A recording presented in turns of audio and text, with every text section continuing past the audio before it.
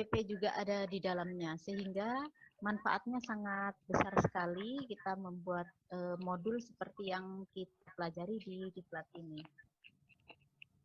Oke, baik. Ya, ada yang lain Bapak Ibu? Kalau pada fungsinya Bu, Oke. kalau yang dulu RPP itu kan hanya untuk guru, jadi untuk pedoman kita dalam mengajar. Tetapi untuk yang modul ajar sekarang itu juga bermanfaat untuk siswa. Jadi siswa sekaligus bisa belajar dari materi yang ada di situ. Ya, baik. Pengalaman. Ya. Jadi kalau modul ajar itu dari materi bahwa modul ajar ini lebih lengkap ya Bapak Ibu ya, dari dulu kalau kita dipisah-pisah antara RPP dengan bahan ajar, tetapi kalau sekarang modul ajar ini merupakan satu paket lengkap untuk kita gunakan pada pelaksanaan pembelajaran. Itu nggih Bapak Ibu nggih. Nah, sekarang kira-kira peran modul ajar ini pada kurikulum sekolah penggerak itu apa nggih Bapak Ibu? Perannya bagaimana? Menjadi pegangan siswa, Bu. Menjadi pegangan siswa. Iya, untuk melaksanakan pembelajaran. Nih. Ada lagi? Arahan dalam menjalankan pembelajaran. Iya, betul Bu Nani, sebagai tujuan arahan dalam pembelajaran. Oke, baik.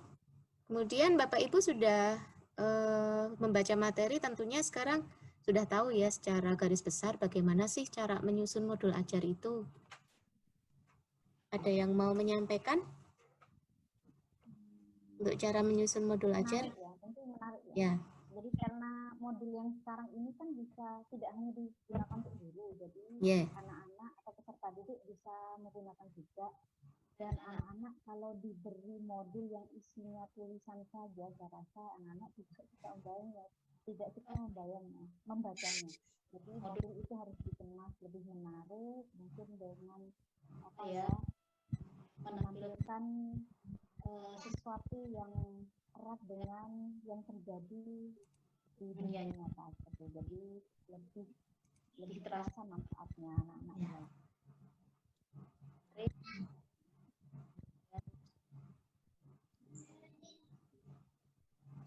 Oh ya, baik. Terima kasih Bu Nani. Ya. Untuk menyusun modul ajar sendiri, pertama apa yang harus kita lakukan, Bapak Ibu? Kita harus membuat identitas. Nah, umur saya sudah selesai.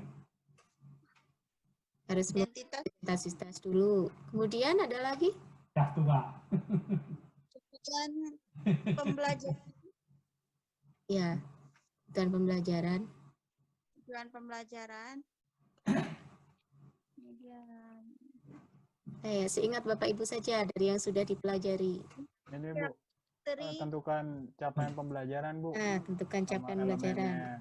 Oke. Jadi dari situ bisa di breakdown jadi tujuan pembelajaran. Ya. Baik, terima kasih. Ya. Kegiatan. Kegiatan awal, kegiatan inti. Kegiatan awal, kegiatan inti. Baik. Oke. Evaluasi. Evaluasi, ya. Nah, sekali ya Bapak Ibu. Nah, ternyata Bapak Ibu sudah berhasil mempelajari untuk modul ajar. Nah, untuk berikutnya akan saya coba sampaikan tentang modul ajar itu sendiri. Oke. Modul ajar ini merupakan alat, sarana, media, bisa metode, petunjuk, dan pedoman yang dirancang secara sistematis dan menarik. Modul ajar ini disusun sesuai dengan fase atau tahap perkembangan peserta didik. Mempertimbangkan apa yang akan dipelajari dengan tujuan pembelajaran dan berbasis perkembangan jangka panjang. Nah, kembali Bapak Ibu, untuk modul ajar ini ada beberapa komponen yang harus ada, yaitu ada informasi umum, komponen inti, dan juga lampiran. Nah, di modul Bapak Ibu pastinya sudah membaca, nggih. Jadi di situ untuk informasi umum apa saja, misalnya identitas sekolah, kompetensi awal, profil pelajar Pancasila, dan sebagainya. Demikian juga dengan komponen inti, itu intinya apa saja, ada tujuan pembelajaran, pemahaman bermakna, pertanyaan pemantik, dan seterusnya. Dan juga dengan lampiran, ada LKPD, bahan bacaan guru, glosarium, dan juga daftar pustaka. Soalnya mana? Kriteria yang harus ada pada modul ajar itu ada 4, Bapak Ibu. Modul ajar ini harus memenuhi kriteria. Yang pertama adalah esensial. Jadi adanya pemahaman konsep dari setiap mata pelajaran melalui pengalaman belajar dan lintas disiplin. Kemudian yang kedua, modul ajar ini juga harus menarik, bermakna, dan juga menantang. Fungsinya apa? Ini untuk menumbuhkan minat untuk belajar dan juga melibatkan peserta didik supaya aktif dalam proses belajar. Yang ketiga, modul ajar harus relevan dan kontekstual. Jadi berhubungan dengan pengetahuan dan pengalaman yang sudah dimiliki sebelumnya, nggih. Dan tentunya sesuai dengan konteks waktu dan tempat peserta didik itu berada. Dan berikutnya, modul ajar ini berkesinambungan. Jadi ada keterkaitan alur kegiatan pembelajaran dari satu fase ke fase. Nah, ke pertanyaan diskusi nomor 4 tadi, bagaimana sih langkah untuk menyusun modul ajar Bapak Ibu? Di sini ada 6 langkah. Oke. Yang pertama, kita melakukan analisis dulu, analisis kondisi dan kebutuhan guru, peserta didik, beserta satuan pendidikannya. Kemudian kalau kita sudah menganalisis kondisi dan kebutuhan ini, kita lanjut kedua, yaitu untuk mengidentifikasi dan menentukan dimensi profil pelajar Pancasila yang mana yang bisa kita terapkan di dalam modul ajar tersebut. Kemudian kita menentukan alur tujuan pembelajaran yang akan dikembangkan menjadi modul ajar. Nah, kalau sudah, kita lanjut untuk menyusun modul ajar berdasarkan komponen-komponen yang ada tadi, ya, mulai dari komponen inti, kemudian sampai dengan lampiran. Nah, kalau modul ajar sudah jadi, kita melaksanakan pembelajaran, dan kemudian jangan lupa kita melakukan evaluasi dan tindak lanjut. Jadi untuk melihat seberapa efektif modul ajar kita dalam proses pembelajaran. Nah, bisa kita lakukan perbaikan untuk kegiatan selanjutnya.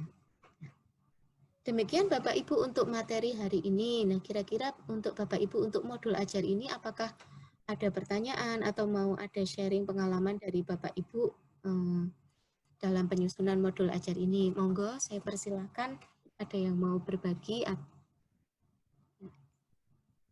atau ada kesulitan dalam penyusunan modul ajar. Saya bertanya sedikit, Bu. Oh iya, monggo.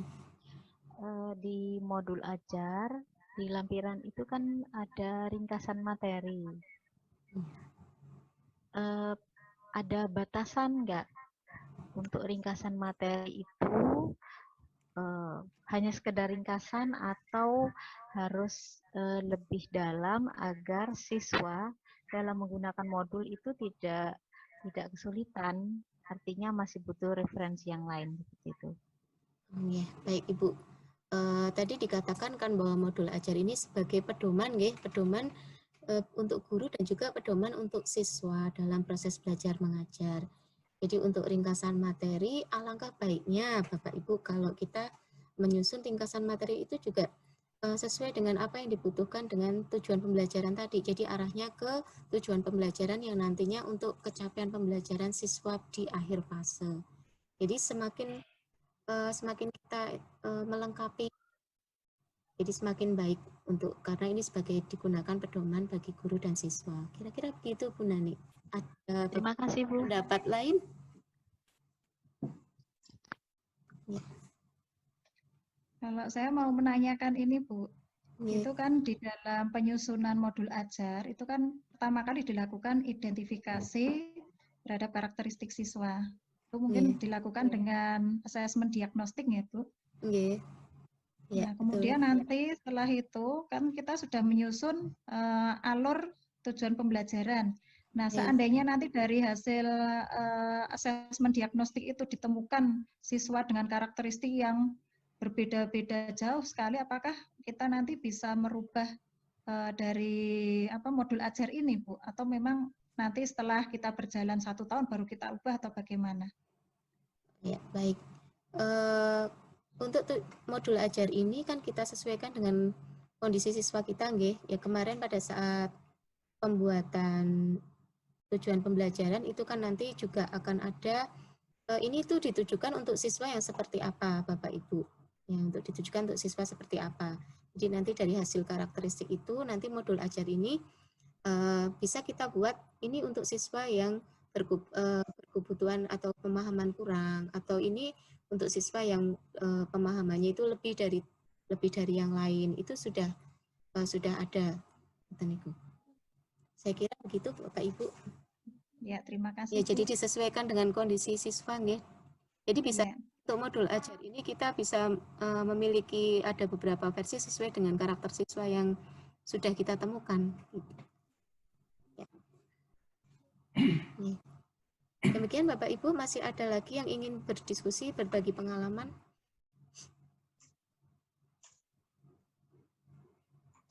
Monggo. Kalau tidak ada, kita lanjutkan ke agenda berikutnya, ya Bapak Ibu, sebagai penutup untuk menggali pemahaman kita tentang modul ajar ini. Kita akan melakukan sebuah kuis. Nah, di sini nanti Bapak Ibu tinggal menebak gambar itu merupakan komponen yang mana dari modul ajar. Tebaklah komponen yang ada pada modul ajar ini sesuai gambar di bawah ini. Jadi tadi kan sudah ada modul ajar ini, komponennya ada komponen ini. Nah, ini dari gambar ini termasuk komponen yang mana. Sudah siap nggih Bapak Ibu? Nanti jawaban bisa langsung disebutkan saja atau ditulis di kolom chat. Oke. Kita mulai dari gambar pertama. Ya, komponen apa ini Bapak Ibu?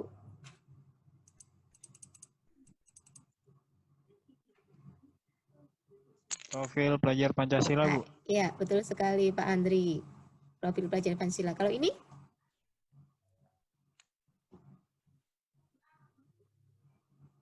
Itu ada di kompetensi awal, ada di komponen inti atau di lampiran.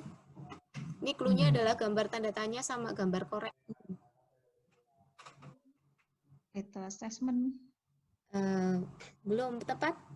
Ada yang lebih tepat? Ada yang lebih tepat. Mungkin bisa dilihat modulnya. Ada yang bisa menjawab, Bapak Ibu? Nyerah? Pertanyaan. Tanda tanya nggih. Tanda tanya berarti ini ada pertanyaan. Nah, pertanyaan apa ini? Kalau ini ada gambar ini. Pertanyaan pemantik. Iya, tepat sekali. Nah, pertanyaan pemantik. Jadi itu ada di merupakan komponen di modul ajar, itu harus ada pertanyaan pemantiknya nggih Bapak Ibu. Oke, gambar ketiga. Gambar ketiga. Tetangga sebelah. Gambar ketiga. Ini ada gambar anak-anak. Ada anak belajar, ada gurunya. Jadi pada saat ini merupakan proses pembelajaran nggih. Ya, jadi proses pembelajarannya. Jadi di dalam modul ajar itu kita harus menuliskan urut-urutan untuk kegiatan belajar mengajar dalam modul ajar. Itu Bapak Ibu. Gambar berikutnya. Ya. Nah, di sini ada contohnya. Ini contoh apa nggih? Waduh, nggak kelihatan Bu tulisannya. Oh, nggak kelihatan. Iya.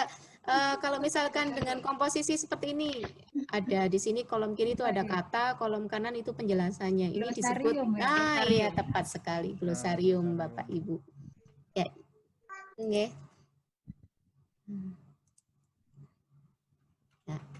Nah, saya kira demikian untuk Bapak Ibu. Semoga materi yang saya sampaikan bisa bermanfaat. Saya harap nanti bisa diterapkan semua oleh Bapak Ibu di sekolah masing-masing. Ya. Untuk kegiatan pada sesi kali ini saya akhiri dengan bacaan alhamdulillah. Alhamdulillahirabbil alamin. Bapak Ibu semuanya. Assalamualaikum warahmatullahi wabarakatuh. Waalaikumsalam warahmatullahi wabarakatuh.